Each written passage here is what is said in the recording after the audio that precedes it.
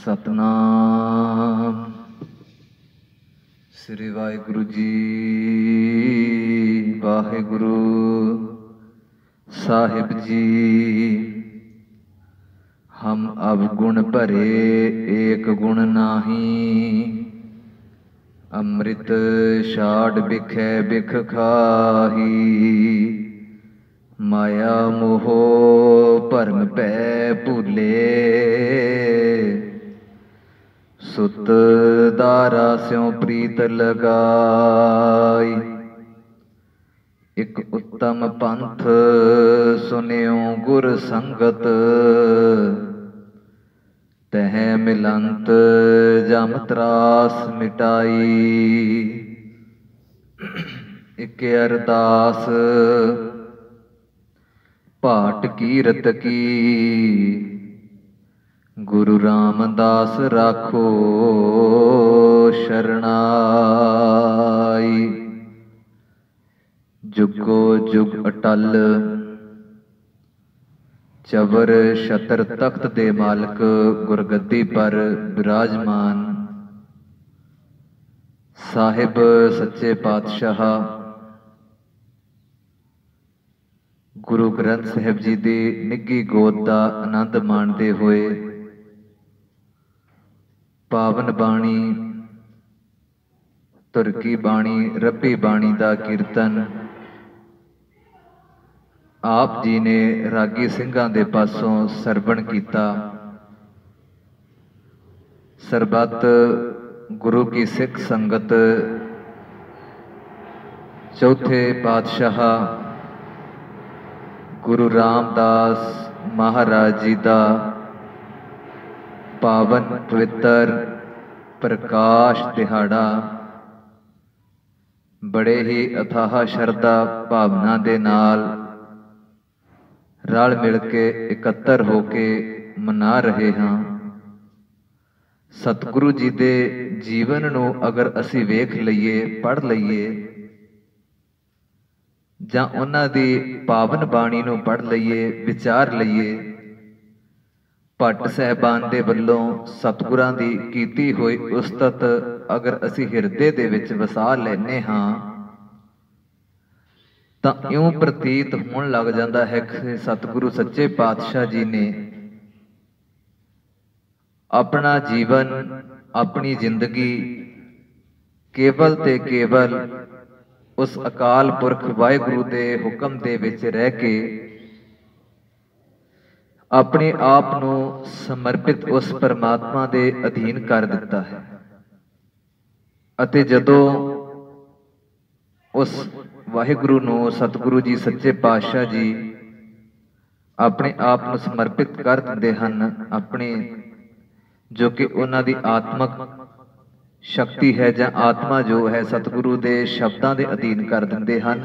ते इउं प्रतीत हुंदा है कि सतगुरु सच्चे पातशाह जी ने साडे मनुखां दे वास्ते एक वखरा कुछ करके इस संसार तो गए हैं। सो उन्हां दे जीवन दे नाल सांझ पाउण तो पहलां फतेह प्रवान करो जी। वाहिगुरु जी का खालसा वाहिगुरु जी की फतेह। सच्चे पातशाह गुरु रामदास महाराज जी जिन्हां दा पावन जन्म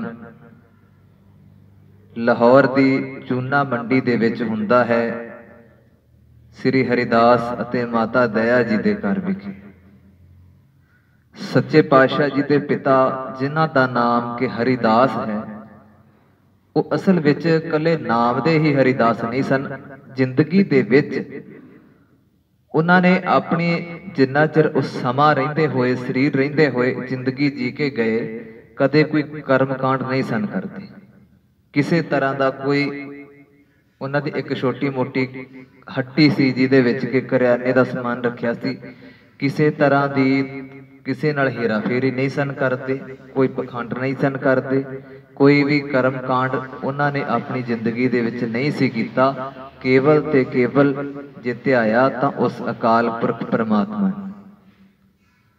ते कुदरत दा एक ऐसा कहर वापरिया भाई जेठा जी दे उत्ते, क्योंकि ये सब तो वड्डे सन। 7 साल की आजू जदों इन्हां दी होई ਤੇ ਪਿਤਾ ਜੀ ਦਾ ਸਾਇਆ ਸਿਰ ਤੋਂ ਜਾਂਦਾ ਰਿਹਾ ਅਤੇ ਕੁਝ ਸਮੇਂ ਬਾਅਦ ਮਾਤਾ ਜੀ ਵੀ ਇਸ ਸੰਸਾਰ ਨੂੰ ਤਿਆਗਦੇ ਹੋਏ ਪਰਮਾਤਮਾ ਦੇ ਭਾਣੇ ਨੂੰ ਮੰਨਦੇ ਹੋਏ ਇਸ ਦੁਨੀਆ ਤੋਂ ਸੁਰਖਰੂ ਹੋ ਗਏ। ਸੱਚੇ ਪਾਤਸ਼ਾਹ ਸਭ ਤੋਂ ਵੱਡੇ ਸਨ ਗੁਰੂ ਰਾਮਦਾਸ ਮਹਾਰਾਜ ਜੀ। ਇਸ ਕਰਕੇ ਇਹਨਾਂ ਨੂੰ ਜੇਠਾ ਕਹਿ ਕੇ ਸਾਰੇ ਰਿਸ਼ਤੇਦਾਰਾਂ ਭੈਣਾਂ ਭਰਾਵਾਂ ਨੇ, ਚਾਚੇ ਤਾਏ ਸਕੇ ਸੰਬੰਧੀਆਂ ਨੇ ਪੁਕਾਰਨਾ ਸ਼ੁਰੂ ਕੀਤਾ, ਕਿਉਂਕਿ ਵੱਡੇ ਹੋਣ ਦੇ ਨਾਤੇ ਪੰਜਾਬ ਦੇ ਵਿੱਚ ਅਜੇ ਵੀ ਕਈ ਵਾਰੀ ਜਿਹੜਾ ਸਭ ਤੋਂ ਪਹਿਲਾਂ ਪੈਦਾ ਹੁੰਦਾ ਹੈ ਜਾਂ ਸਭ ਤੋਂ ਵੱਡਾ ਹੁੰਦਾ ਹੈ ਉਹਨੂੰ ਜੇਠਾ ਹੀ ਕਹਿ ਕੇ ਬੋਲਦੇ ਹਨ। ਤੇ ਇਸ ਕਰਕੇ ਸਤਿਗੁਰੂ ਨੂੰ ਜੇਠਾ ਜੀ ਕਹਿ ਕੇ ਜਦੋਂ ਬੁਲਾਉਣਾ ਆਰੰਭ ਕੀਤਾ ਤੇ ਸਾਰੇ ਕਹਿਣ ਲੱਗੇ ਕਿ ਠੀਕ ਹੈ, ਇਹ ਵੱਡਾ ਹੈ, ਇਸ ਕਰਕੇ ਇਹਨਾਂ ਨੂੰ ਜੇਠਾ ਕਹਿ ਕੇ ਬੋਲਿਆ ਜਾਵੇਗਾ। ਤੇ ਉਸ ਦੇ ਬਾਅਦ ਸਤਿਗੁਰਾਂ ਦੇ ਬਾਅਦ ਉਹਨਾਂ ਦੇ ਇੱਕ ਭਰਾ ਅਤੇ ਭੈਣ ਨੇ ਜਨਮ ਲਿਆ। ਹੁਣ ਦੋਨਾਂ ਭੈਣਾਂ ਭਰਾਵਾਂ ਦੀ ਜ਼ਿੰਮੇਵਾਰੀ, ਆਪਣੀ ਖੁਦ ਦੀ ਜ਼ਿੰਮੇਵਾਰੀ ਪਿਤਾ ਜੀ ਦੇ ਮਾਤਾ ਜੀ ਦੇ ਜਾਣ ਤੋਂ ਬਾਅਦ ਗੁਰੂ ਰਾਮਦਾਸ ਸੱਚੇ ਪਾਤਸ਼ਾਹ ਜੀ ਦੇ ਸਿਰ ਉੱਤੇ ਆਣ ਪਈ। ਸਤਿਗੁਰੂ ਸੱਚੇ ਪਾਤਸ਼ਾਹ ਜੀ ਦੇ ਜਿਹੜੇ ਨਾਨੀ ਜੀ ਸਨ ਉਹ ਵੀ ਕਾਫੀ ਬਜ਼ੁਰਗ ਸਨ ਤੇ ਉਹਨਾਂ ਨੇ ਕੀ ਦੇਖਿਆ ਕਿ ਇਹਨਾਂ ਬੱਚਿਆਂ ਨੂੰ ਇੱਥੇ ਕਿਸ ਤਰ੍ਹਾਂ ਰਹਿ ਸਕਣਗੇ ਇਕੱਲੇ, ਕਿਉਂਕਿ ਹੱਸਣ ਖੇਡਣ ਦੀ ਉਮਰ ਹੈ ਤੇ ਜ਼ਿੰਮੇਵਾਰੀਆਂ ਇਹਨਾਂ ਦੇ ਉੱਤੇ ਪੈ ਗਈਆਂ ਹਨ। ਇਹ ਕਿਸ ਤਰ੍ਹਾਂ ਆਪਣੀ ਜ਼ਿੰਦਗੀ ਦਾ ਨਿਰਵਾਹ ਕਰਨਗੇ। ਤੇ ਨਾਨੀ ਜੀ ਨੇ ਇਹ ਗੱਲ ਵਿਚਾਰੀ, ਰਿਸ਼ਤੇਦਾਰਾਂ ਨੇ ਵੀ ਇਹ ਗੱਲ ਵਿਚਾਰੀ ਕਿ ਇਹਨਾਂ ਨੂੰ ਜੇਠਾ ਜੀ ਨੂੰ ਅਤੇ ਇਹਨਾਂ ਦੇ ਭੈਣ ਭਰਾ ਨੂੰ ਨਾਨੀ ਜੀ ਦੇ ਪਿੰਡ ਬਾਸਰਕੇ ਵਿਖੇ ਲੈ ਚੱਲਦੇ ਹਾਂ। ਤੇ ਜਦੋਂ ਬਾਸਰਕੇ ਵਿਖੇ ਪਹੁੰਚੇ ਤੇ ਉੱਥੇ ਜਿਹੜੀ ਸਤਿਗੁਰੂ ਸੱਚੇ ਪਾਤਸ਼ਾਹ ਜੀ ਨੇ ਆਪਣੀ ਘਾਲ ਕੀਤੀ, ਕਿਰਤ ਕਮਾਈ ਕੀਤੀ। ਮੈਂ ਇੱਕ ਬੇਨਤੀ ਕਰੂੰਗਾ ਇੱਥੇ, ਇਹ ਬੜੀ ਸੁਣਨ ਵਾਲੀ ਗੱਲ ਹੈ, ਸਾਡੇ ਸਾਰਿਆਂ ਦੀ ਜ਼ਿੰਦਗੀ ਦੇ ਵਿੱਚ ਇਹ ਗੱਲਾਂ ਢੁੱਕਦੀਆਂ ਨੇ, ਤੁਹਾਡੇ ਵੀ ਤੇ ਮੇਰੇ ਵੀ। ਕਈ ਵਾਰੀ ਨਾ ਅਸੀਂ ਨਿਰਾਸ਼ ਹੋ ਜਾਂਦੇ ਹਾਂ ਜ਼ਿੰਦਗੀ ਤੋਂ, ਕਈ ਵਾਰੀ ਇਦਾਂ ਦੇ ਚਾਂਸ ਬਣਦੇ, ਮੌਕੇ ਬਣਦੇ ਆ, ਕਈ ਵਾਰੀ ਅਸੀਂ ਨਿਰਾਸ਼ ਹੋ ਕੇ ਇਹੋ ਜਿਹੇ ਭੈੜੇ ਕਦਮ ਚੱਕਦੇ ਹਾਂ ਕਿ ਆਪਣੇ ਆਪ ਨੂੰ ਸੁਸਾਈਡ ਵਾਲੀ ਸਾਈਡ ਲੈ ਜਾਂਦੇ, ਖੁਦਕੁਸ਼ੀਆਂ ਦੇ ਕਈ ਰਾਹ ਪੈ ਜਾਂਦੇ ਹਨ। ਇਹ ਕੋਈ ਮਸਲਾ ਮੈਂ ਸਮਝਦਾ ਕਿ ਹੱਲ ਨਹੀਂ ਹੁੰਦਾ ਜੇ ਕੋਈ ਇਦਾਂ ਦਾ ਕਰ ਲਵੇ, ਜੇ ਕੋਈ ਖੁਦਕੁਸ਼ੀਆਂ ਕਰ ਲਵੇ, ਆਪਣਾ ਖਹਿੜਾ ਛਡਾ ਲਵੇ ਤੇ ਸ਼ਾਇਦ ਮਸਲਾ ਹੱਲ ਨਹੀਂ ਹੁੰਦਾ ਹੈਗਾ। ਤੇ ਗੁਰੂ ਰਾਮਦਾਸ ਸੱਚੇ ਪਾਤਸ਼ਾਹ ਜੀ ਅਨਾਥ ਸਨ। 7 ਸਾਲਾਂ ਦੀ ਉਮਰ ਦੇ ਵਿੱਚ ਸਾਰੀ ਜ਼ਿੰਮੇਵਾਰੀ ਜਿਹੜੀ ਸੀ ਇਹਨਾਂ ਦੇ ਉੱਤੇ ਆ ਗਈ ਤੇ ਸਤਿਗੁਰਾਂ ਨੇ ਹੌਸਲਾ ਨਹੀਂ ਹਾਰਿਆ, ਸਗੋਂ ਉਸ ਜ਼ਿੰਮੇਵਾਰੀ ਨੂੰ ਨਿਭਾਇਆ ਵਾ। ਕਿਵੇਂ ਨਿਭਾਇਆ? ਆਪਾਂ ਇਸ ਸਾਰੀ ਗੱਲ ਜ਼ਿੰਦਗੀ ਦੇ ਵਿੱਚ ਢਾਲ ਲਈਏ। ਜੇ ਸਾਡੀ ਜ਼ਿੰਦਗੀ 'ਚ ਕਿਸੇ ਮੌਕੇ ਨਿਰਾਸ਼ਾ ਪੈਦਾ ਹੋ ਜਾਵੇ ਨਾ ਤੇ ਗੁਰੂ ਰਾਮਦਾਸ ਮਹਾਰਾਜ ਜੀ ਦਾ ਜੀਵਨ ਪੜ੍ਹ ਲਿਆ ਕਰੋ, ਇੱਕਦਮ ਖਿੜਾਓ ਪੈਦਾ ਹੋਵੇਗਾ, ਚਾਅ ਪੈਦਾ ਹੋ ਜਾਵੇਗਾ ਜ਼ਿੰਦਗੀ ਨੂੰ ਜਿਉਣ ਦਾ। ਜੇ ਕਦੇ ਉਦਾਸੀ ਆਉਂਦੀ ਹੈ ਨਾ ਤਾਂ ਸਤਿਗੁਰਾਂ ਦਾ ਜੀਵਨ ਪੜ੍ਹਿਓ, ਪਤਾ ਲੱਗ ਜਾਵੇਗਾ ਕਿ ਕਿਸ ਤਰ੍ਹਾਂ ਜ਼ਿੰਦਗੀ ਨੂੰ ਜਿਉਣਾ ਹੈ। ਸਤਿਗੁਰੂ ਸੱਚੇ ਪਾਤਸ਼ਾਹ ਜੀ ਨੂੰ ਉਹਨਾਂ ਦੇ ਨਾਨੀ ਜੀ ਨੇ ਕਿਹਾ ਕਿ ਪੁੱਤਰ ਦੇਖ, ਤੇਰੇ ਉੱਤੇ ਸਭ ਦੀ ਜ਼ਿੰਮੇਵਾਰੀ ਹੈ, ਮੈਂ ਤੈਨੂੰ ਘੁੰਗਣੀਆਂ ਬਣਾ ਕੇ ਦਵਾਂਗੀ ਤੇ ਤੂੰ ਘੁੰਗਣੀਆਂ ਨੂੰ ਇੱਥੇ ਜਾ ਕੇ ਬਾਹਰ ਬਾਜ਼ਾਰ ਦੇ ਵਿੱਚ ਵੇਚ ਆਇਆ ਕਰ। ਕਿਉਂ? ਸੀਸ ਝੁਕਾਉਂਦੇ ਹੋਏ ਨਾਨੀ ਜੀ ਦੀ ਗੱਲ ਨੂੰ ਪ੍ਰਵਾਨ ਕੀਤਾ ਅਤੇ ਪ੍ਰਵਾਨ ਕਰਦੇ ਹੋਏ ਕਹਿਣ ਲੱਗੇ ਠੀਕ ਹੈ, ਤੁਸੀਂ ਮੈਨੂੰ ਦਿਓ ਤੇ ਮੈਂ ਇਸ ਕੰਮ ਨੂੰ ਕਰਨ ਵਾਸਤੇ ਤਿਆਰ ਹਾਂ। ਜੇ ਕਹਿ ਸਕਦੇ ਸੀ ਉਸ ਟਾਈਮ ਕਿ ਮੈਂ ਬੱਚਾ ਆ, ਮੇਰੀ ਖੇਡਣ ਦੀ ਉਮਰ ਹੈ, ਮੈਂ ਇਹ ਕੰਮ ਕਾਰ ਵਿਹਾਰ ਕਿੱਦਾਂ ਕਰਾਂਗਾ, ਪਰ ਨਹੀਂ। ਜੇ ਕਦੇ ਨਿਰਾਸ਼ ਹੁੰਦੇ ਹੋ, ਜੇ ਕਦੇ ਦੁੱਖ ਬਣ ਜਾਂਦਾ ਹੈ ਤੇ ਗੁਰੂ ਰਾਮਦਾਸ ਮਹਾਰਾਜ ਜੀ ਦੀ ਇਹ ਗੱਲ ਯਾਦ ਰੱਖ ਲਿਓ, 7 ਸਾਲ ਦੀ ਉਮਰ 'ਚ ਇੰਨੀ ਵੱਡੀ ਮੁਸੀਬਤ ਬਣ ਗਈ ਤੇ ਆਪਣੀ ਇਸ ਮੁਸੀਬਤ ਨੂੰ ਜਾਂ ਇਸ ਦੁੱਖ ਨੂੰ ਸਤਿਗੁਰੂ ਸੱਚੇ ਪਾਤਸ਼ਾਹ ਜੀ ਨੇ ਹੱਸ ਕੇ ਨਾਨੀ ਜੀ ਦਾ ਹੁਕਮ ਮੰਨਦਿਆਂ ਹੋਇਆਂ ਘੁੰਗਣੀਆਂ ਦਾ ਜਿਹੜਾ ਕਿ ਕਾਰ ਵਿਹਾਰ ਆਰੰਭ ਕਰ ਦਿੱਤਾ। ਤੇ ਜਦੋਂ ਇਸ ਤਰ੍ਹਾਂ ਸੱਚੇ ਪਾਤਸ਼ਾਹ ਜੀ ਰੋਜ਼ਾਨਾ ਦੀ ਕਿਰਤ ਕਾਰ ਵਿਹਾਰ ਕਰਦੇ ਹਨ ਆਪਣਾ ਬਾਸਰਕੇ ਵਿਖੇ, ਤੇ ਜਦੋਂ ਉੱਥੇ ਪਹੁੰਚ ਕੇ ਵਧੀਆ ਤਰੀਕੇ ਦੇ ਨਾਲ ਸਾਰਾ ਕੁਝ ਕਰਦੇ ਹਨ ਤੇ ਸਤਿਗੁਰੂ ਸੱਚੇ ਪਾਤਸ਼ਾਹ ਜੀ ਦੇ ਜਿਹੜੇ ਸਿੱਖ ਸਨ ਉਹਨਾਂ ਦੇ ਨਾਨੀ ਜੀ, ਤੇ ਇਸ ਕਰਕੇ ਬਾਣੀ ਸੁਣਦੇ, ਬਾਣੀ ਪੜ੍ਹਦੇ, ਕੀਰਤਨ ਸੁਣਦੇ ਤੇ ਬਾਣੀ ਦੇ ਨਾਲ ਵੀ ਉਹਨਾਂ ਦਾ ਲਗਾਓ ਹੋ ਗਿਆ। ਤੇ ਜਦੋਂ ਬਾਸਰਕੇ ਵਿਖੇ ਪਹੁੰਚੇ ਤੇ ਸਾਰੇ ਇਲਾਕੇ ਦੇ ਵਿੱਚ ਇਹ ਗੱਲ ਫੈਲ ਗਈ ਕਿ ਛੋਟੇ ਬੱਚੇ ਜਿਹੜੇ ਸਨ ਉਹਨਾਂ ਨੂੰ ਬਾਸਰਕੇ ਪਿੰਡ ਵਿਖੇ ਲੈ ਆਂਦਾ ਹੈ। ਤੇ ਗੁਰੂ ਅਮਰਦਾਸ ਮਹਾਰਾਜ ਸੱਚੇ ਪਾਤਸ਼ਾਹ, ਗਰੀਬਾਂ ਨੂੰ ਨਿਵਾਜਣ ਵਾਲੇ, ਗਰੀਬਾਂ ਦੀ ਲਾਜ ਰੱਖਣ ਵਾਲੇ ਗੁਰੂ ਅਮਰਦਾਸ ਮਹਾਰਾਜ, ਜਿੱਦਾਂ ਕਿ ਆਮ ਹੁੰਦਾ ਹੈ ਸਕੇ ਸੰਬੰਧੀ ਪਹੁੰਚਦੇ ਹਨ ਅਫਸੋਸ ਕਰਨ ਦੇ ਵਾਸਤੇ, ਤੇ ਗੁਰੂ ਅਮਰਦਾਸ ਮਹਾਰਾਜ ਜੀ ਵੀ ਪਹੁੰਚੇ। ਤੇ ਜਦੋਂ ਭਾਈ ਜੇਠਾ ਜੀ ਨੂੰ ਵੇਖਿਆ ਤੇ ਸਤਿਗੁਰੂ ਸੱਚੇ ਪਾਤਸ਼ਾਹ ਜੀ ਦਾ ਨਾ ਕੋਮਲ ਹਿਰਦਾ, ਗੁਰੂ ਅਮਰਦਾਸ ਮਹਾਰਾਜ ਜੀ ਦਾ, ਸਾਹਿਬ ਸੱਚੇ ਪਾਤਸ਼ਾਹ ਜੀ ਦਾ ਇੰਨਾ ਹਿਰਦਾ ਕੋਮਲ ਪਿਘਲ ਗਿਆ ਕਿ ਕਹਿਣ ਲੱਗੇ ਕਿ ਮਾਸੂਮ ਦੇ ਉੱਤੇ ਬੜੀ ਵੱਡੀ ਵਿਪਤਾ ਬਣ ਆਈ ਹੈ, ਪਰ ਪੁੱਤਰ ਹੌਸਲਾ ਨਾ ਹਾਰੀ, ਗੁਰੂ ਨਾਨਕ ਸਾਹਿਬ ਮਹਾਰਾਜ ਤੇਰੀ ਬਾਹ ਫੜਨਗੇ। ਹੌਸਲਾ ਨਾ ਹਾਰੀ, ਸਤਿਗੁਰੂ ਸੱਚੇ ਪਾਤਸ਼ਾਹ ਤੇਰੀ ਬਾਹ ਫੜ ਲੈਣਗੇ ਤੇ ਤੇਰੀ ਜਦੋਂ ਬਾਹ ਫੜਨਗੇ ਤੇ ਚੇਤੇ ਰੱਖੀ ਵੱਡੇ ਵੱਡੇ ਦੁਨੀਆ ਦੇ ਰਾਜੇ ਮਹਾਰਾਜੇ ਤੇਰੇ ਚਰਨਾਂ ਉੱਤੇ ਸੀਸ ਝੁਕਾਉਣਗੇ। ਕਿਉਂਕਿ ਪਤਾ ਲੱਗ ਗਿਆ ਸੀ ਕਿ ਗੁਰੂ ਨਾਨਕ ਦੇ ਘਰ ਦੀ ਸੇਵਾ ਸੰਭਾਲਣ ਵਾਲੇ ਅੱਜ ਇਸ ਬਾਸਰਕੇ ਪਿੰਡ ਵਿਖੇ ਪਹੁੰਚ ਗਏ ਹਨ। ਗੁਰੂ ਅਮਰਦਾਸ ਮਹਾਰਾਜ ਜੀ ਨੂੰ ਸਤਿਗੁਰੂ ਸੱਚੇ ਪਾਤਸ਼ਾਹ ਜੀ ਨੂੰ ਪਹਿਚਾਣ ਲਿਆ ਸੀਗਾ ਕਿ ਇਹੋ ਹੀ ਗੁਰੂ ਘਰ ਦਾ ਵਾਰਿਸ ਹੋਵੇਗਾ। ਇਸੇ ਨੇ ਹੀ ਗੁਰੂ ਨਾਨਕ ਦੀ ਸਿੱਖੀ ਨੂੰ ਪੂਰੇ ਸੰਸਾਰ ਦੇ ਵਿੱਚ ਪਹੁੰਚਾਉਣਾ ਹੈ। ਤੇ ਭਾਈ ਜੇਠਾ ਜੀ ਨੂੰ ਕਹਿਣ ਲੱਗੇ ਕਿ ਕਿਸੇ ਤਰ੍ਹਾਂ ਦੀ ਵੀ ਕੋਈ ਦਿੱਕਤ ਕੋਈ ਪਰੇਸ਼ਾਨੀ ਆਵੇ, ਗੁਰੂ ਦਰਬਾਰ ਦੇ ਵਿੱਚ ਪਹੁੰਚ ਜਾਵੀਂ। ਜਿਸ ਵੀ ਚੀਜ਼ ਦੀ ਜਿਸ ਵੀ ਵਸਤੂ ਦੀ ਜ਼ਰੂਰਤ ਹੋਵੇਗੀ ਤੇਰੇ ਸਾਹਮਣੇ ਹਾਜ਼ਰ ਕਰ ਦੇਵਾਂਗੇ। ਸੱਚੇ ਪਾਤਸ਼ਾਹ ਜੀ ਨੂੰ ਮਿਲ ਕੇ ਪਿਆਰ ਦੇ ਕੇ ਆਸ਼ੀਰਵਾਦ ਦੇ ਕੇ ਫਿਰ ਦੁਬਾਰੇ ਸਤਿਗੁਰੂ ਜੀ ਆਪਣੇ ਆਸਣ ਉੱਤੇ ਪਹੁੰਚੇ। ਤੇ ਅਗਲੇ ਸਤਿਗੁਰੂ ਸੱਚੇ ਪਾਤਸ਼ਾਹ ਜੀ ਨੇ ਭਾਈ ਜੇਠਾ ਜੀ ਨੇ ਜਦੋਂ ਦੇਖਿਆ ਕਿ ਸਾਹਿਬ ਜੀ ਦੇ ਦਰਸ਼ਨ ਹੋਏ ਹਨ ਤੇ ਮਾਲਕ ਜੀ ਦੀ ਕਿਰਪਾ ਦੇ ਨਾਲ ਬਾਣੀ ਉਹ ਪਹਿਲਾਂ ਪੜ੍ਹਦੇ ਸਨ, ਕੀਰਤਨ ਪਹਿਲਾਂ ਸੁਣਦੇ ਸਨ। ਤੇ ਜਦੋਂ ਗੁਰੂ ਅਮਰਦਾਸ ਮਹਾਰਾਜ ਜੀ ਦੇ ਵੈਰਾਗਮਈ ਬਚਨ ਸੁਣੇ ਤੇ ਮਨ ਦੇ ਵਿੱਚ ਇਹ ਖਿਆਲ ਆਇਆ ਕਿ ਗੁਰੂ ਸਾਹਿਬ ਦੇ ਦਰਸ਼ਨ ਕਰਕੇ ਮਨ ਨੂੰ ਬੜੀ ਠੰਡਕ ਪਹੁੰਚੀ ਹੈ। ਉਧਰ ਦੂਜੇ ਬੰਨੇ ਗੁਰੂ ਅੰਗਦ ਸਾਹਿਬ ਮਹਾਰਾਜ ਜੀ ਨੇ ਇਹ ਦੇਖਿਆ ਕਿ ਸਿੱਖੀ ਜਿਹੜੀ ਹੈ ਪ੍ਰਫੁੱਲਤ ਹੋਣ ਦੀ ਹੈ, ਇਹਨੂੰ ਕਰਮਾਂ ਕਾਂਡਾਂ ਤੋਂ ਬਚਾਉਣ ਦੇ ਲਈ ਅਤੇ ਇਸ ਨੂੰ ਇਹਦੇ ਵਾਧੇ ਵਾਸਤੇ ਕੋਈ ਨਵਾਂ ਨਗਰ ਵਸਾਇਆ ਜਾਵੇ। ਤੇ ਸਤਿਗੁਰੂ ਸੱਚੇ ਪਾਤਸ਼ਾਹ ਜੀ ਨੇ ਆਪਣੇ ਸਿੱਖ ਗੁਰੂ ਅਮਰਦਾਸ ਮਹਾਰਾਜ ਜੀ ਦੀ ਇਹ ਡਿਊਟੀ ਲਾ ਦਿੱਤੀ ਕਿ ਜਾਓ ਗੋਇੰਦਵਾਲ ਦਾ ਨਗਰ ਤੁਸੀਂ ਵਸਾਓ ਅਤੇ ਉੱਥੇ ਪਹੁੰਚ ਕੇ ਬੋੜੀ ਸਾਹਿਬ ਦੀ ਜਿਹੜੀ ਸੇਵਾ ਹੈ ਉਹਦੀ ਉਸਾਰੀ ਕਰਵਾਓ ਅਤੇ ਨਵੇਂ ਨਗਰ ਦੀ ਜਿਹੜੀ ਹੈ ਅਰੰਭਤਾ ਕਰੋ। ਗੁਰੂ ਸਾਹਿਬ ਸੱਚੇ ਪਾਤਸ਼ਾਹ ਜੀ ਦਾ ਹੁਕਮ ਪਾਉਂਦੇ ਹੋਏ ਆਪਣੇ ਰਿਸ਼ਤੇਦਾਰ ਭੈਣ ਭਰਾ ਸਕੇ ਸੰਬੰਧੀਆਂ ਨੂੰ ਅਤੇ ਭਾਈ ਜੇਠਾ ਜੀ ਨੂੰ ਨਾਲ ਹੀ ਗੋਇੰਦਵਾਲ ਸਾਹਿਬ ਵਿਖੇ ਲੈ ਆਂਦਾ। ਤੇ ਉੱਥੇ ਜਦੋਂ ਬੋੜੀ ਸਾਹਿਬ ਦੀ ਸੇਵਾ ਆਰੰਭ ਕੀਤੀ ਤੇ ਭਾਈ ਜੇਠਾ ਜੀ ਨੇ ਵੀ ਅੱਗੇ ਵੱਧ ਕੇ ਸੇਵਾ ਦੇ ਵਿੱਚ ਹਿੱਸਾ ਪਾਇਆ। ਜਦੋਂ ਮਿਲਾਪ ਤਾਂ ਪਹਿਲਾਂ ਹੀ ਹੋ ਚੁੱਕਿਆ ਸੀ ਗੁਰੂ ਅਮਰਦਾਸ ਮਹਾਰਾਜ ਜੀ ਦੇ ਨਾਲ, ਤੇ ਜਦੋਂ ਸੱਚੇ ਪਾਤਸ਼ਾਹ ਜੀ ਨੇ ਵੇਖਿਆ ਕਿ ਇਹ ਬੱਚਾ ਸੇਵਾ ਦੇ ਵਿੱਚ ਬੜਾ ਮਾਹਿਰ ਹੈ, ਸਤਿਗੁਰੂ ਸੱਚੇ ਪਾਤਸ਼ਾਹ ਜੀ ਨੇ ਵੇਖਿਆ ਨਾ ਟੋਕਰੀ ਢੋਂਦਿਆਂ, ਟੋਕਰੀ ਚੱਕਦਿਆਂ ਵੇਖਿਆ, ਕਹਿਣ ਲੱਗੇ ਕਿ ਗੁਰੂ ਨਾਨਕ ਦੀ ਅਸਲੀ ਗੁਰਗੱਦੀ ਦਾ ਵਾਰਿਸ ਇਹਨਾਂ ਨੇ ਹੀ ਬਣਨਾ ਹੈ। ਆਪਣੇ ਮਨ 'ਚ ਸੋਚਦੇ ਹਨ, ਇੱਕ ਚਾਉ ਪੈਦਾ ਹੁੰਦਾ ਹੈ। ਕਹਿਣ ਲੱਗੇ ਕਿ ਜਦੋਂ ਮੈਂ ਸੇਵਾ ਕਰਦੇ ਇਹਨੂੰ ਦੇਖਦਾ ਹਾਂ ਤਾਂ ਮੇਰੇ ਮਨ ਦੇ ਵਿੱਚ ਬੜਾ ਜਿੱਦਾਂ ਕਹਿ ਲਓ ਕਿ ਖੜਾਓ ਪੈਦਾ ਹੋ ਜਾਂਦਾ ਹੈ।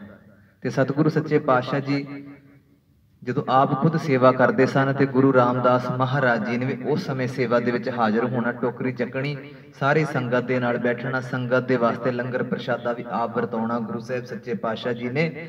ਤੇ ਉਹਨਾਂ ਦੇ ਮਨ ਨੂੰ ਇੰਨਾ ਜ਼ਿਆਦਾ ਉਹ ਲੱਗੇ ਸਤਿਗੁਰੂ ਸੱਚੇ ਪਾਤਸ਼ਾਹ ਜੀ ਦੇ, ਤੇ ਕਹਿਣ ਲੱਗੇ ਕਿ ਇਹ ਬੱਚਾ ਮੇਰੇ ਦਿਲ ਦੇ ਉੱਤੇ ਜਿਵੇਂ ਕਹਿ ਲਓ ਕਿ ਘਰ ਘਰ ਗਿਆ ਹੈ। ਤੇ ਆਪਣੇ ਸੱਚੇ ਪਾਤਸ਼ਾਹ ਜੀ ਨੇ ਇਸੇ ਕਰਕੇ ਆਪਣੀ ਬੇਟੀ ਬੀਬੀ ਭਾਨੀ ਜੀ ਦਾ ਵੀ ਇਹਨਾਂ ਦੇ ਨਾਲ ਹੀ ਰਿਸ਼ਤਾ ਕੀਤਾ, ਤਾਂ ਕਿ ਜੋ ਉਹਨਾਂ ਨੂੰ ਪਤਾ ਲੱਗ ਗਿਆ ਸੀ ਕਿ ਇਹੀ ਇੱਕ ਇਹੋ ਜਿਹਾ ਲੜਕਾ ਹੈ ਜਿਹੜਾ ਕਿ ਮੇਰੀ ਧੀ ਦੇ ਵਾਸਤੇ ਯੋਗ ਹੈ, ਮੇਰੀ ਧੀ ਦੇ ਵਾਸਤੇ ਇਹੋ ਹੀ ਸਹੀ ਰਹੇਗਾ। ਨਹੀਂ ਤੇ ਮੈਂ ਇਸ ਗੱਲ ਸਮਝ ਸਕਦਾ ਹਾਂ ਕਿ ਗੁਰੂ ਸਾਹਿਬ ਸੱਚੇ ਪਾਤਸ਼ਾਹ ਜੀ ਉਸ ਸਮੇਂ ਕੁਝ ਵੀ ਕਰ ਸਕਦੇ ਸਨ, ਪਰ ਸਤਿਗੁਰੂ ਕਹਿਣ ਲੱਗੇ ਕਿ ਇਹੋ ਜਿਹਾ ਤਾਂ ਕੇਵਲ ਜਦੋਂ ਮਾਤਾ ਜੀ ਨੇ ਕਿਹਾ ਨਾ ਕਿ ਆਪਣੀ ਬੇਟੀ ਬੀਬੀ ਭਾਨੀ ਜੀ ਵਾਸਤੇ ਕੋਈ ਪੁੱਤਰ ਵੇਖੋ, ਕੋਈ ਵਰ ਵੇਖੋ ਕਿਹੋ ਜਿਹਾ ਚਾਹੀਦਾ ਹੈ, ਤਾਂ ਸਤਿਗੁਰੂ ਨੂੰ ਕਹਿਣ ਲੱਗੇ ਕਿ ਇਹਨਾਂ ਦੇ ਵਰਗਾ ਚਾਹੀਦਾ, ਜੇਠਾ ਜੀ ਵਰਗਾ। ਤੇ ਮਾਲਕ ਜੀ ਕਹਿਣ ਲੱਗੇ ਇਹੋ ਜਿਹਾ ਤਾਂ ਫਿਰ ਇਹੋ ਹੀ ਨੇ, ਹੋਰ ਕੋਈ ਦੂਸਰਾ ਨਹੀਂ ਬਣੇਗਾ, ਹੋਰ ਕੋਈ ਨਹੀਂ ਹੈਗਾ ਇਹਨਾਂ ਦੀ ਬਰਾਬਰੀ ਕਰਨ ਵਾਲਾ, ਕੇਵਲ ਇਹ ਖੁਦ ਹਨ। ਤੇ ਸਤਿਗੁਰੂ ਸੱਚੇ ਪਾਤਸ਼ਾਹ ਜੀ ਨੇ ਫਿਰ ਦੋਨਾਂ ਦਾ ਜਦੋਂ ਆਨੰਦ ਕਾਰਜ ਕੀਤਾ ਤੇ ਸਤਿਗੁਰੂ ਸੱਚੇ ਪਾਤਸ਼ਾਹ ਭਾਈ ਜੇਠਾ ਜੀ ਨੇ ਕਦੇ ਇਹ ਨਹੀਂ ਸੀ ਕਿਹਾ ਕਿ ਮੈਂ ਹੁਣ ਗੁਰੂ ਘਰ ਦਾ ਜਵਾਈ ਹਾਂ ਜਾਂ ਗੁਰੂ ਅਮਰਦਾਸ ਮਹਾਰਾਜ ਜੀ ਦਾ ਜਵਾਈ ਹਾਂ, ਕੇਵਲ ਤੇ ਕੇਵਲ ਆਪਣੇ ਆਪ ਨੂੰ ਫਿਰ ਵੀ ਸੇਵਾਦਾਰ ਹੀ ਰੱਖਿਆ। ਕਦੇ ਇਸ ਲਹਿਜੇ ਵਿੱਚ ਨਹੀਂ ਸੀ ਲੈ ਕੇ ਆਏ ਕਿ ਮੈਂ ਗੁਰੂ ਘਰ ਦਾ ਜਵਾਈ ਹਾਂ। ਆਪਣੇ ਆਪ ਨੂੰ ਕਿੱਥੇ ਸਮਝਿਆ ਕਿ ਮੈਂ ਇੱਕ ਸੇਵਾਦਾਰ ਹਾਂ, ਮੈਂ ਸੇਵਾ ਕਰਨ ਵਾਸਤੇ ਆਇਆ ਹਾਂ। ਕਦੇ ਇਹ ਨਹੀਂ ਸੀ ਵਿਚਾਰ ਲੈ ਕੇ ਆਏ ਮਨ ਦੇ ਵਿੱਚ ਕਿ ਮੇਰਾ ਸਤਿਕਾਰ ਹੋਣਾ ਚਾਹੀਦਾ ਹੈ, ਮੇਰਾ ਅਦਬ ਵੱਖਰਾ ਹੋਣਾ ਚਾਹੀਦਾ ਹੈ, ਮੇਰੀ ਇੱਜ਼ਤ ਵੱਖਰੀ ਹੋਣੀ ਚਾਹੀਦੀ, ਇਦਾਂ ਨਹੀਂ ਸੀ ਸੋਚਿਆ ਮਨ ਦੇ। ਕੇਵਲ ਇਹੀ ਗੱਲ ਰੱਖੀ ਕਿ ਜੇ ਮੈਂ ਸੇਵਾ ਕਰਦਾ ਹਾਂ, ਜੇ ਗੁਰੂ ਘਰ ਰਹਿਣਾ ਹਾਂ ਤੇ ਸੇਵਾ ਕਰਨ ਦਾ ਵੀ ਮੇਰਾ ਹੀ ਫਰਜ਼ ਹੈ। ਸਤਿਗੁਰੂ ਸੱਚੇ ਪਾਤਸ਼ਾਹ ਜੀ ਨੇ ਬਹੁਤ ਸੇਵਾ, ਅਥਾਹ ਸੇਵਾ ਕੀਤੀ। ਜਦੋਂ ਇੱਕ ਵਾਰੀ ਸਤਿਗੁਰੂ ਸੱਚੇ ਪਾਤਸ਼ਾਹ ਗੁਰੂ ਰਾਮਦਾਸ ਮਹਾਰਾਜ ਟੋਕਰੀ ਢੋਂਦੇ ਪਏ ਸਨ ਤੇ ਲਾਹੌਰ ਤੋਂ ਇਹਨਾਂ ਦੇ ਰਿਸ਼ਤੇਦਾਰ ਆ ਗਏ। ਸਭ ਨੂੰ ਪਤਾ ਚੱਲ ਗਿਆ ਸੀ ਕਿ ਭਾਈ ਜੇਠਾ ਜੀ ਦਾ ਵਿਆਹ ਜਿਹੜਾ ਹੈ ਬੀਬੀ ਭਾਨੀ ਜੀ ਦੇ ਨਾਲ ਹੋ ਚੁੱਕਿਆ ਹੈ। ਤੇ ਜਦੋਂ ਉਹਨਾਂ ਨੇ ਰਿਸ਼ਤੇਦਾਰਾਂ ਨੇ ਸੋਚਿਆ ਕਿ ਚਲੋ ਅਸੀਂ ਜਾਵਾਂਗੇ, ਅਸੀਂ ਇਹਦੇ ਚਾਚੇ ਤਾਏ ਹਾਂ ਤੇ ਸ਼ਾਇਦ ਸਾਡਾ ਕੋਈ ਵੱਖਰਾ ਅਦਬ ਵੱਖਰਾ ਸਤਿਕਾਰ ਕੀਤਾ ਜਾਵੇਗਾ। ਤੇ ਜਦੋਂ ਆਣ ਕੇ ਵੇਖਿਆ, ਭਾਈ ਜੇਠਾ ਜੀ ਨੂੰ ਦੱਸਿਆ ਕਿ ਅਸੀਂ ਭਾਈ ਜੇਠਾ ਜੀ ਦੇ, ਮੈਂ ਚਾਚਾ ਹਾਂ, ਮੈਂ ਤਾਇਆ ਹਾਂ, ਰਿਸ਼ਤੇਦਾਰੀਆਂ ਜਦੋਂ ਗਣਾਈਆਂ, ਕਹਿਣ ਲੱਗੇ ਕਿ ਅਸੀਂ ਜੇਠਾ ਜੀ ਨੂੰ ਮਿਲਣਾ ਹੈ। ਪਹਿਲਾਂ ਤਾਂ ਪਹਿਚਾਣ ਨਹੀਂ ਸਕੇ ਕਿਉਂਕਿ ਬੜੀ ਛੋਟੀ ਜੀ ਉਦੋਂ ਅਵਸਥਾ ਸੀ, 7 ਸਾਲਾਂ ਦੀ ਉਮਰ ਸੀ ਜਦੋਂ ਨਾਨੀ ਜੀ ਦੇ ਨਾਲ ਪਿੰਡ ਬਾਸਰ ਕੇ ਆ ਗਏ ਸਤਿਗੁਰੂ ਸੱਚੇ ਪਾਤਸ਼ਾਹ। ਤੇ ਫਿਰ ਕੋਲ ਕਿਸੇ ਸਿੱਖ ਨੇ ਕਿਹਾ ਕਿ ਉਹ ਸਾਹਮਣੇ ਜਿਹੜਾ ਟੋਕਰੀ ਢੋਣ ਦਿਆ ਨੌਜਵਾਨ ਹੈ ਨਾ, ਉਹਦਾ ਨਾਮ ਹੈ ਭਾਈ ਜੇਠਾ, ਉਹਨਾਂ ਨੂੰ ਜਾ ਕੇ ਮਿਲੋ। ਉਹ ਹਨ ਗੁਰੂ ਅਮਰਦਾਸ ਮਹਾਰਾਜ ਜੀ ਦੀ ਸਪੁੱਤਰੀ ਬੀਬੀ ਭਾਨੀ ਜੀ ਦੇ ਪਤੀ ਦੇਵ, ਤੁਸੀਂ ਉਹਨਾਂ ਨੂੰ ਜਾ ਕੇ ਮਿਲੋ। ਤੇ ਉਹ ਜਦੋਂ ਰਿਸ਼ਤੇਦਾਰ ਭੈਣ ਭਰਾ ਉੱਥੇ ਪਹੁੰਚੇ, ਜੇਠਾ ਜੀ ਨੂੰ ਮਿਲੇ, ਦੱਸਿਆ ਕਿ ਮੈਂ ਫਲਾਣਾ, ਆਪਣਾ ਨਾਮ ਲੈ ਕੇ, ਉਹਨਾਂ ਦੇ ਪਿਤਾ ਜੀ ਦਾ ਨਾਮ ਲੈ ਕੇ ਜਾਣ ਪਹਿਚਾਣ ਕੱਢੀ। ਤੇ ਜੇਠਾ ਜੀ ਪਹਿਚਾਣ ਗਏ ਕਿ ਇਹ ਮੇਰੇ ਰਿਸ਼ਤੇਦਾਰ ਹਨ। ਤੇ ਇੱਕਦਮ ਭਾਈ ਜੇਠਾ ਜੀ ਦੇ ਜਿਹੜੇ ਰਿਸ਼ਤੇਦਾਰ ਸਨ, ਉਹ ਸਤਿਗੁਰੂ ਸੱਚੇ ਪਾਤਸ਼ਾਹ ਭਾਈ ਜੇਠਾ ਜੀ ਦੇ ਨਾਲ ਉੱਚਾ ਨੀਵਾਂ ਬੋਲਣ ਲੱਗ ਪਏ। ਹੰਕਾਰ ਦੇ ਮਾਰੇ ਇੱਥੋਂ ਤੱਕ ਉਹਨਾਂ ਹੰਕਾਰ ਕਰ ਲਿਆ ਕਿ ਗੁਰੂ ਅਮਰਦਾਸ ਮਹਾਰਾਜ ਜੀ ਨੂੰ ਵੀ ਉਹਨਾਂ ਨੇ ਬੁਰਾ ਭਲਾ ਬੋਲਣਾ ਸ਼ੁਰੂ ਕਰ ਦਿੱਤਾ।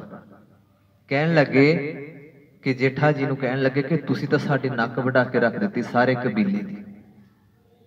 ਜੇ ਇਹੀ ਕੁਝ ਕਰਨਾ ਸੀ, ਜੇ ਇਹੀ ਟੋਕਰੀ ਢੋਣੀ ਸੀ, ਉੱਥੇ ਲਾਹੌਰ ਕਿਉਂ ਨਾ ਆ ਗਿਆ? ਜੇ ਤੂੰ ਸਾਡਾ ਇਹ ਇਸੇ ਤਰ੍ਹਾਂ ਹੀ ਬਦਨਾਮੀ ਕਰਵਾਉਣੀ ਸੀ, ਇੱਥੇ ਗੁਰੂ ਦਰਬਾਰ ਦੇ ਵਿੱਚ ਰਹਿ ਕੇ, ਉਹਨਾਂ ਦੇ ਘਰ ਦੇ ਵਿੱਚ ਰਹਿ ਕੇ ਟੋਕਰੀਆਂ ਢੋਣਾ ਹੈ, ਮਜ਼ਦੂਰਾਂ ਵਾਲਾ ਕੰਮ ਕਰਦਾ ਪਿਆ, ਤੈਨੂੰ ਪੂਰਾ ਵੀ ਸਾਡੀ ਕੋਈ ਲਾਜ ਬਖਸ਼ਦੀ ਨਹੀਂ ਆਈ। ਤੇ ਗੁਰੂ ਅਮਰਦਾਸ ਮਹਾਰਾਜ ਜੀ ਨੂੰ ਜਾ ਕੇ ਲਾਮਾ ਦਿੱਤਾ ਕਿ ਤੁਸੀਂ ਸਾਡੇ ਪੁੱਤਰ ਤੋਂ ਕੀ ਕਰਵਾ ਰਹੇ ਹੋ, ਮਜ਼ਦੂਰਾਂ ਵਾਲਾ ਕੰਮ ਕਰਵਾਉਣ ਦਾ ਹੋ। ਤੇ ਜਦੋਂ ਇਹ ਗੱਲ ਭਾਈ ਜੇਠਾ ਜੀ ਨੂੰ ਪਤਾ ਲੱਗੀ ਤੇ ਗੁਰੂ ਅਮਰਦਾਸ ਮਹਾਰਾਜ ਜੀ ਦੇ ਸਾਹਮਣੇ ਹੱਥ ਜੋੜ ਕੇ ਖੜ ਗਏ।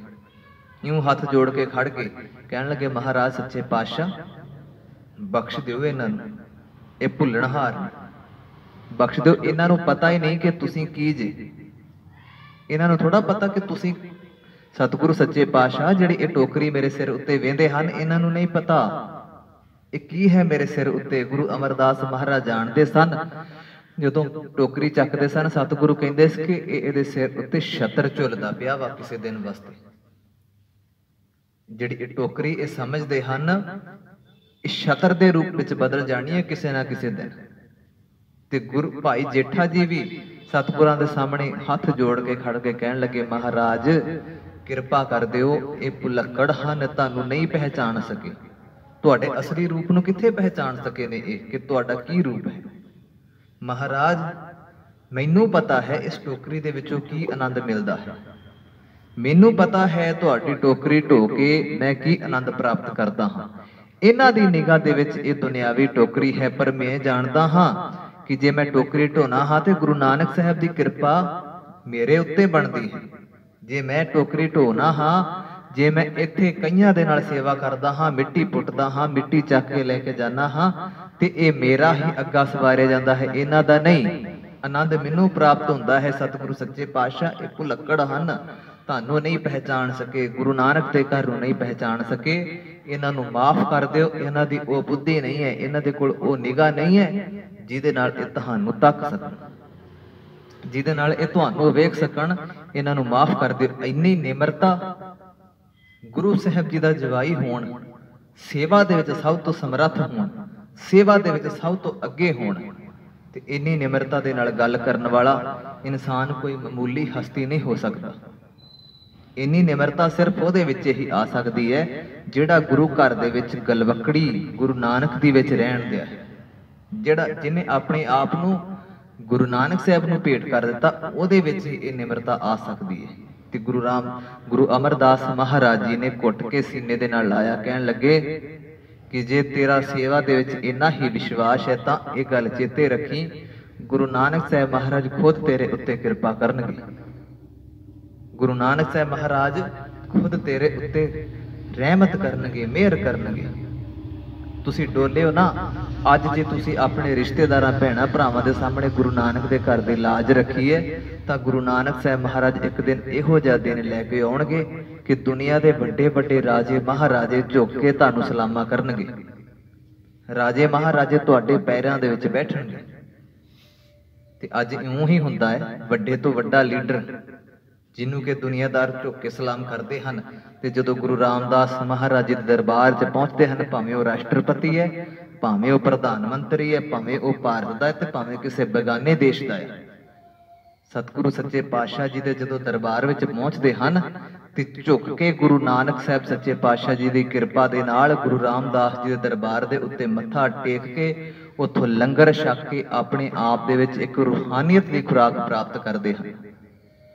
ਤੁਸੀਂ ਵੀ ਬਥੇਰੇ ਜਾਂਦੇ ਗੁਰੂ ਘਰ ਦੇ ਵਿੱਚ ਜਦੋਂ ਪਹੁੰਚਦੇ ਹੋ ਗੁਰੂ ਰਾਮਦਾਸ ਮਹਾਰਾਜ ਜੀ ਦੇ ਦਰਬਾਰ 'ਚ, ਇਹ ਅੰਦਾਜ਼ਾ ਲਾਇਆ ਕਰੋ, ਇਹ ਵੇਖਿਆ ਕਰੋ ਸਾਰਾ ਕੁਝ ਕਿ ਜਦੋਂ ਅਸੀਂ ਉੱਥੇ ਪਹੁੰਚਦੇ ਹਾਂ ਤੇ ਗੁਰੂ ਰਾਮਦਾਸ ਮਹਾਰਾਜ ਜੀ ਦੇ ਸਾਹਮਣੇ ਇਹ ਹੱਥ ਜੋੜ ਕੇ ਬੇਨਤੀ ਕਰਿਆ ਕਰੋ, ਮਹਾਰਾਜ ਜਿੱਦਾਂ ਤੁਸੀਂ ਸੇਵਾ ਕੀਤੀ ਸੀ ਗੁਰੂ ਦਰਬਾਰ ਦੀ, ਸਾਡੇ ਤੇ ਵੀ ਕਿਰਪਾ ਕਰਿਆ ਕਰੋ। ਸਾਨੂੰ ਵੀ ਇਹੋ ਮਨੁੱਖਾ ਜਨਮ ਮਿਲਿਆ ਹੈ ਸੇਵਾ ਦੇ ਵਾਸਤੇ, ਸਿਮਰਨ ਦੇ ਵਾਸਤੇ।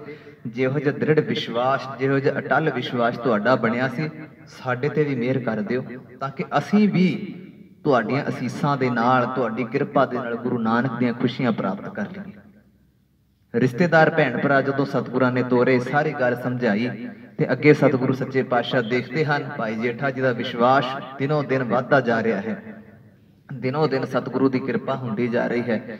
ਹੁਣ ਸਮਾਂ ਆਉਂਦਾ ਹੈ, ਸਤਿਗੁਰੂ ਪ੍ਰੀਖਿਆ ਵੀ ਪਾਉਂਦੇ ਹਨ ਆਪਣੇ ਸਿੱਖ ਦੇ ਉੱਤੇ ਕਿ ਇਹਦਾ ਮਨ ਕਿੰਨਾ ਕੁ ਹੈ ਗੁਰੂ ਘਰ ਦੇ ਵਿੱਚ।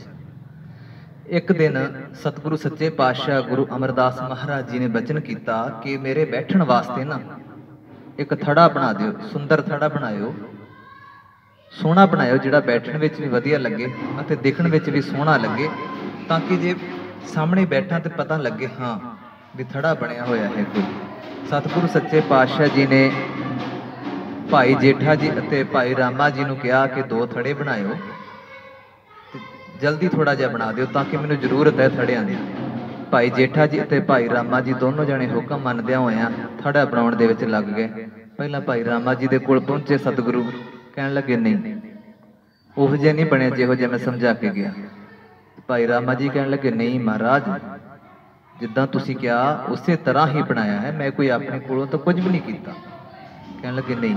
ਜਦੋਂ ਗੁਰੂ ਸੱਚੇ ਪਾਤਸ਼ਾਹ ਰਾਮਦਾਸ ਜੀ ਦੇ ਕੋਲ ਪਹੁੰਚੇ ਤੇ ਪੱਲਾ ਪਾ ਕੇ ਖੜ ਕੇ ਕਹਿਣ ਲੱਗੇ ਭੁੱਲਣਹਾਰਾ, ਮੇਰੇ 'ਚ ਇਹ ਸਮਰੱਥਾ ਨਹੀਂ ਕਿ ਮੈਂ ਤੁਹਾਡੇ ਬਰਾਬਰ ਤੁਹਾਡੇ ਹੁਕਮ ਦੇ ਮੁਤਾਬਕ ਉਹ ਚੀਜ਼ ਤਿਆਰ ਕਰ ਸਕਦਾ। ਮਹਾਰਾਜ ਕਹਿਣ ਲੱਗੇ ਢਾਹ ਦਿਓ ਇਹਨੂੰ। ਜਦੋਂ ਢਾਹ ਦਿੱਤਾ ਨਾ ਸਤਿਗੁਰੂ ਸੱਚੇ ਪਾਤਸ਼ਾਹ ਜੀ ਨੇ ਫਿਰ ਦੁਬਾਰੇ ਆਰੰਭ ਕਰਵਾਇਆ। ਕਹਿਣ ਲੱਗੇ ਅਗਲੇ ਦਿਨ ਫਿਰ ਦੁਬਾਰੇ ਬਣਾ ਦਿਓ। ਇਉਂ ਕਰਕੇ 3-4 ਦਿਨ ਲਗਾਤਾਰ ਬਣਾਉਂਦੇ ਗਏ ਤੇ ਸਤਿਗੁਰੂ ਸੱਚੇ ਪਾਤਸ਼ਾਹ ਭਾਈ ਰਾਮਾ ਜੀ ਇੱਕ ਦਿਨ ਇਹੋ ਜਿਹਾ ਖਿੱਝ ਕੇ ਬੋਲੇ, ਕਹਿਣ ਲੱਗੇ ਮਹਾਰਾਜ ਤੁਸੀਂ ਹੋ ਗਏ ਜੇ ਬਜ਼ੁਰਗ, ਵਡੇਰੀ ਉਮਰ ਦੇ ਕਾਰਨ ਤੁਹਾਨੂੰ ਖੁਦ ਨੂੰ ਚੇਤਾ ਭੁੱਲ ਜਾਂਦਾ, ਤੁਸੀਂ ਜਿੱਦਾਂ ਦਾ ਕਹਿੰਦੇ ਮੈਂ ਹੂਬਹੂ ਉਦਾਂ ਦਾ ਹੀ ਬਣਾ ਲੈਣਾ ਹਾਂ। ਜਦੋਂ 3-4 ਦਿਨ ਬਾਅਦ ਇਸ ਤਰ੍ਹਾਂ ਸਤਿਗੁਰਾਂ ਨੇ ਕਿਹਾ ਨਾ, ਖਿੱਝ ਕੇ ਭਾਈ ਰਾਮਾ ਜੀ ਕਹਿਣ ਲੱਗੇ ਜਿਹੜੇ ਪ੍ਰਕਾਰ ਦਾ ਤੁਸੀਂ ਕਿਹਾ ਮੈਂ ਉਦਾਂ ਦਾ ਹੀ ਤਿਆਰ ਕੀਤਾ, ਆਪਣੀ ਮਰਜ਼ੀ ਦਾ ਕੁਝ ਨਹੀਂ ਤਿਆਰ ਕੀਤਾ। ਵੈਸੇ ਹੀ ਤੁਹਾਨੂੰ ਨਹੀਂ ਪਤਾ ਲੱਗਦਾ, ਹੁਣ ਵਡੇਰੀ ਉਮਰ ਹੈ ਤੁਹਾਡੀ, ਇਸ ਕਰਕੇ ਤੁਸੀਂ ਭੁੱਲ ਜਾਂਦੇ ਹੋ ਕਹਿ ਕੇ ਗੱਲ। ਤੇ ਜਦੋਂ ਭਾਈ ਜੇਠਾ ਜੀ ਦੇ ਕੋਲ ਪਹੁੰਚੇ, ਪੱਲਾ ਪਾ ਲਿਆ ਗਲ 'ਚ, ਕਹਿਣ ਲੱਗੇ ਮਹਾਰਾਜ ਸੱਚੇ ਪਾਤਸ਼ਾਹ ਜੀ ਮੈਨੂੰ ਨਹੀਂ ਸਮਝ ਹੈਗੀ, ਮੇਰੇ ਹੱਥ ਜੁੜੇ ਹਨ ਤੁਹਾਡੇ ਸਾਹਮਣੇ, ਮੇਰੇ ਤੋਂ ਨਹੀਂ ਸਹੀ ਬਣਿਆ, ਮੈਨੂੰ ਪਤਾ ਆ, ਪਰ ਤੁਸੀਂ ਕਿਰਪਾ ਰੱਖਿਓ, ਜੇ ਤੁਸੀਂ ਕਿਰਪਾ ਰੱਖੋਗੇ ਤੇ ਮੈਂ ਸਹੀ ਬਣਾ ਦੇਵਾਂਗਾ। ਇਦਾਂ ਦੀ ਗੱਲ ਨਹੀਂ ਕਿ ਮੈਂ ਨਹੀਂ ਸਹੀ ਬਣਾਵਾਂਗਾ, ਤੁਸੀਂ ਕਿਰਪਾ ਰੱਖਣੀ ਹੈ ਤੇ ਸਹੀ ਮੈਂ ਆਪੇ ਖੁਦ ਕਰ ਦੇਵਾਂਗਾ। ਤੁਹਾਡੀ ਕਿਰਪਾ ਰਹੇਗੀ ਤੇ ਮੈਂ ਬਿਲਕੁਲ ਇਹਨੂੰ ਉਹੋ ਜਿਹਾ ਬਣਾ ਦੇਵਾਂਗਾ ਜਿੱਦਾਂ ਦਾ ਤੁਹਾਨੂੰ ਚਾਹੀਦਾ ਹੈ। ਭਾਈ ਜੇਠਾ ਜੀ ਤੇ ਭਾਈ ਰਾਮਾ ਜੀ ਦੋਨੋਂ ਕੋਲ ਖੜੇ ਸਨ। ਸਾਹਿਬ ਕਹਿੰਦੇ ਕਿ ਤੁਸੀਂ ਪਰਪੱਕ ਜੇ ਗੁਰੂ ਨਾਨਕ ਦੀਆਂ ਸਿੱਖਿਆਵਾਂ ਤੇ, ਤੁਸੀਂ ਪਰਪੱਕ ਜੇ ਗੁਰੂ ਨਾਨਕ ਦੇ ਘਰ ਦੀ ਦਿੱਤੀ ਹੋਈ ਸਿੱਖਿਆ ਦੇ ਉੱਤੇ, ਤੁਸੀਂ ਪਰਪੱਕ ਜੇ ਗਲਵਕੜੀ 'ਚ ਲੈ ਕੇ ਕਹਿਣ ਲੱਗੇ ਕਿ ਗੁਰੂ ਨਾਨਕ ਦੀ ਗੁਰਗੱਦੀ ਦੇ ਵਾਰਿਸ ਵੀ ਤੁਸੀਂ ਹੀ ਬਣੋਗੇ। ਚੇਤੇ ਰੱਖਿਓ ਇੱਕ ਗੱਲ, ਜੇ ਗੁਰੂ ਨਾਨਕ ਸਾਹਿਬ ਦੇ ਘਰੋਂ ਕੁਛ ਲੈਣਾ ਆ ਨਾ, ਨੀਵਾ ਹੋ ਜਾਇਓ, ਝੁਕ ਜਾਇਓ, ਮਨ ਕਰਕੇ ਝੁਕਿਓ ਤੇ ਗੁਰੂ ਨਾਨਕ ਸਾਹਿਬ ਮਹਾਰਾਜ ਝੋਲੀਆਂ ਭਰ ਦੇਣਗੇ ਤੁਹਾਡੀਆਂ। ਤੁਸੀਂ ਝੁਕਣਾ ਸਿੱਖੋ। ਸਤਿਗੁਰੂ ਸੱਚੇ ਪਾਤਸ਼ਾਹ ਦਾ ਜਦੋਂ ਜੀਵਨ ਪੜੋਗੇ ਦੇਖਿਓ, ਅਨਾਥ ਸਨ ਪਰ ਸਾਰੀ ਦੁਨੀਆ ਦੇ ਰਾਜੇ ਮਹਾਰਾਜੇ ਝੁਕ ਕੇ ਹੁਣ ਸਲਾਮਾ ਕਰਦੇ ਹਨ। ਸਾਹਿਬ ਸੱਚੇ ਪਾਤਸ਼ਾਹ ਜੀ ਨੇ ਜਦੋਂ ਗੁਰੂ ਅਮਰਦਾਸ ਮਹਾਰਾਜ ਜੀ ਨੇ ਕਿਹਾ ਕਿ ਠੀਕ ਹੈ ਗੁਰੂ ਨਾਨਕ ਦੀ ਗੁਰਗੱਦੀ ਦੇ ਤੁਸੀਂ ਹੀ ਵਾਰਿਸ ਬਣੋਗੇ, ਤੇ ਜਦੋਂ ਗੁਰਗੱਦੀ ਦਿੱਤੀ ਨਾ ਸਤਿਗੁਰੂ ਸੱਚੇ ਪਾਤਸ਼ਾਹ ਜੀ ਨੇ, ਗੁਰੂ ਅਮਰਦਾਸ ਮਹਾਰਾਜ ਜੀ ਨੇ ਗੁਰੂ ਰਾਮਦਾਸ ਸੱਚੇ ਪਾਤਸ਼ਾਹ ਜੀ ਨੂੰ ਆਪ ਖੁਦ ਵੀ ਮੱਥਾ ਟੇਕਿਆ। ਸੱਚੇ ਪਾਤਸ਼ਾਹ ਜੀ ਨੇ गुरु अमरदास महाराज जी ने खुद गुरु रामदास महाराज जी ने झुक के मत्था टेकिया ते कहना शुरू किया कि अज तो बाद गुरु नानक दी गुरगद्दी दे वारस तुसी जे। जदों गुरगद्दी मिली ना सतगुरु सच्चे पातशाह गुरु रामदास जी नूं ते साहब ने फिर उदों शब्द उच्चारण किया, जो हमरी बिद होती मेरे सतगुरा सा बिद तुम हर जानो आपे।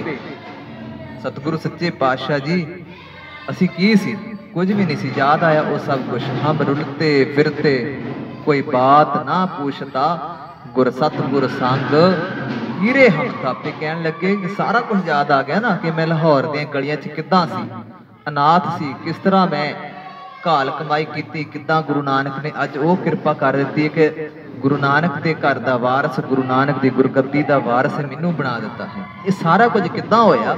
निमरता दे विच रह के, गुरु घर की सेवा करके, गुरु घर दी खुशियां लैके, गुरु के हुक्म नूं मन के, सतगुरु सच्चे पातशाह जी के हुक्म दे विच रह के सतगुरां ने सब कुछ प्राप्त किया। मैं अंत विच एक बेनती कर दवां कि जे सेवा करते हो तो मन ला के करिए, जे सतगुरां ते विश्वास रखते हो तो दिल रख के विश्वास करियो, दिल नूं मजबूत कर लियो कि मेरा गुरु समर्थ है, मेरा गुरु, कि सानू डोलण की जरूरत नहीं है। गुरु साहब का एक सिख होए भाई हंदाल जी लंगर दे विच सेवा करते सन। मैं बेनती सिर्फ अखीर दे विच 2 मिनट ने, उस तो बाद जिवें प्रबंधकों का हुक्म उस तरह होगा।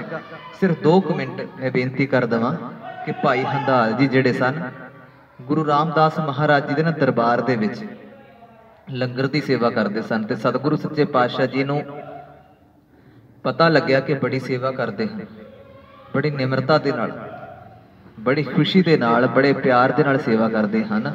ते साहब कहन लगे कि मैं मिलना जरूर है। वैसे तो जानते सन, पर कहते कि मैं उत्थे पहुंच के दर्शन करके इन्हां नूं मिलना जरूर है। ते साहिब सच्चे पातशाह जी नूं याद करदे होया भाई हंदाल जी ने लंगर विच आटा गुनना, लंगर तैयार करना, संगत विच वरताउणा। एक दिन अलौकिक कृपा की गुरु रामदास जी ने, साहिब सच्चे पातशाह जी लंगर दे वल नूं हो तुरे ते भाई हंदाल जी उस टाइम लंगर दे विच आटा गुनदे पए सन।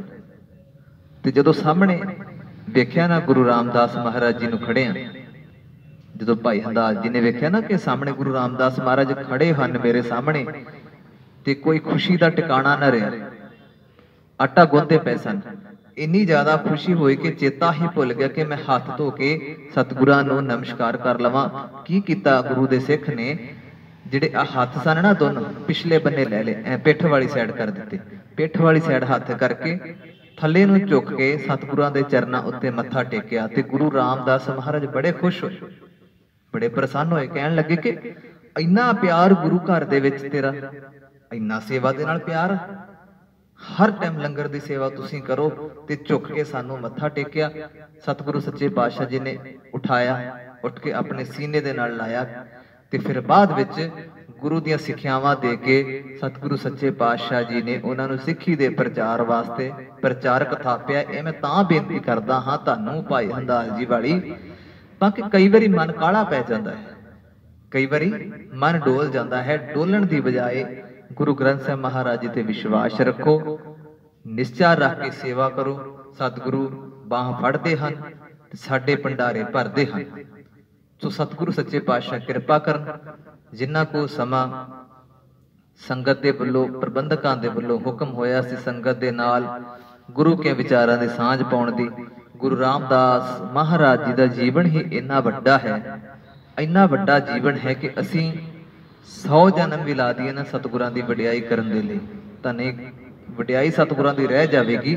साडे जिहड़े हन बोल जिहड़े हन वो खत्म हो जाणगे, क्योंकि इन्ना वड्डा सतगुरां ने जिंदगी जीवन का फलसफा दे दिता। भट्ट साहिबान सच्चे पातशाह जी की वडियाई करते हैं, गुरु के कीर्तनीय रोज वडियाई करते हैं। गुरु रामदास महाराज जी के दरबार किसी समय भी पहुंचियो हमेशा ही खिड़ाओ दे विच रहोगे। सो सतगुरां दी विचार करदे होया, संगत की सेवा निभाउंदियां होया सतगुरु रामदास महाराज मेहर करन, संगत की सेवा इसे तरह ही बख्शदे रहन। विचार करते सेवा निभाउंदे अनेक गलतियां भुल्लां हो गईयां। सच्चे पातशाह गुरु ग्रंथ साहिब महाराज ਖਿਮਾ ਜਾਚਨਾ ਬਖਸ਼ਣ, ਬਖਸ਼ਣ ਯੋਗ ਹਨ। ਹੋਈਆਂ ਭੁੱਲਾਂ ਚੁੱਕਾਂ ਦੀ ਖਿਮਾ ਬਖਸ਼ ਦੇਣੀ। ਗੁਰੂ ਕੀ ਸੰਗਤ ਨੂੰ ਇਹ ਬੇਨਤੀ ਹੈ, ਖਿਮਾ ਬਖਸ਼ ਦੇਣੀ ਭੁੱਲਾਂ ਚੁੱਕਾਂ ਦੀ। ਵਾਹਿਗੁਰੂ ਜੀ ਕਾ ਖਾਲਸਾ, ਵਾਹਿਗੁਰੂ ਜੀ ਕੀ ਫਤਿਹ।